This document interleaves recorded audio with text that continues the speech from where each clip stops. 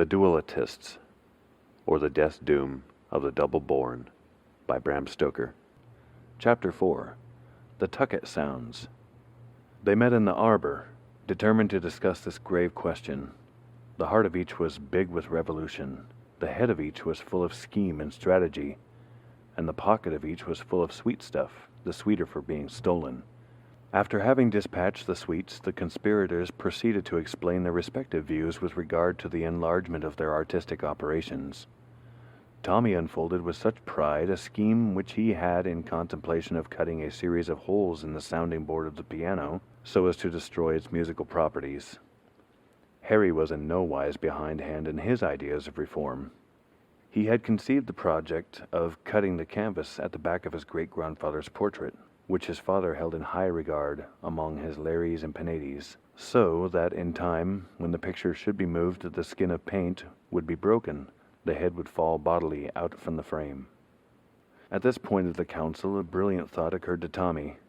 Why should not the enjoyment be doubled, and the musical instruments and family pictures of both establishments be sacrificed on the altar of pleasure? This was agreed to nem. Con., and then the meeting adjourned for dinner. When they next met, it was evident that there was a screw loose somewhere, that there was something rotten in the state of Denmark. After a little fencing on both sides, it came out that all the schemes of domestic reform had been foiled by maternal vigilance, and that so sharp had been the reprimand consequent on a partial discovery of the schemes that they would have to be abandoned, till such a time, at least, as increased physical strength would allow the reformers to laugh, to scorn parental threats and injunctions. Sadly, the two forlorn youths took out their knives and regarded them sadly. Sadly, they thought, as erst did Othello, of all the fair chances of honor and triumph and glory gone forever. They compared knives with almost the fondness of doting parents.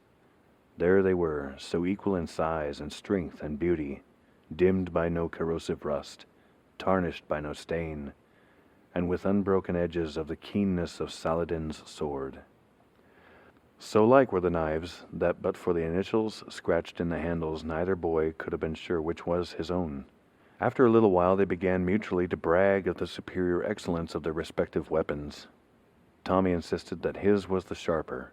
Harry asserted that his was the stronger of the two. Hotter and hotter grew the war of words.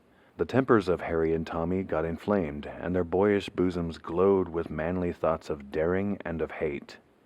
But there was abroad in that hour a spirit of a bygone age, one that penetrated even to that dim arbor in the grove of Bub.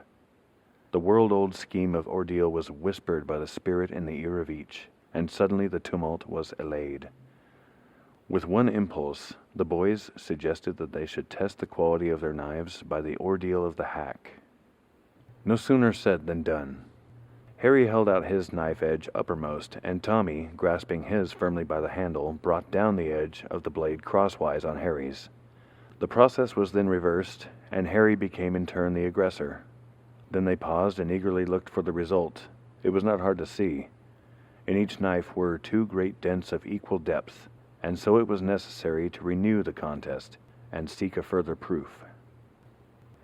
What needs it to relate seriatim the details of that direful strife?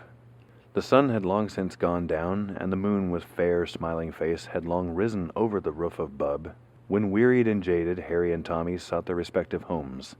Alas, the splendor of the knives was gone forever. Ichabod, Ichabod! The glory had departed, and not remained but two useless wrecks, with keen edges destroyed, and now like unto nothing save the serried hills of Spain. But though they mourned for their fondly cherished weapons, the hearts of the boys were glad, for the bygone day had opened to their gaze a prospect of pleasure as boundless as the limits of the world.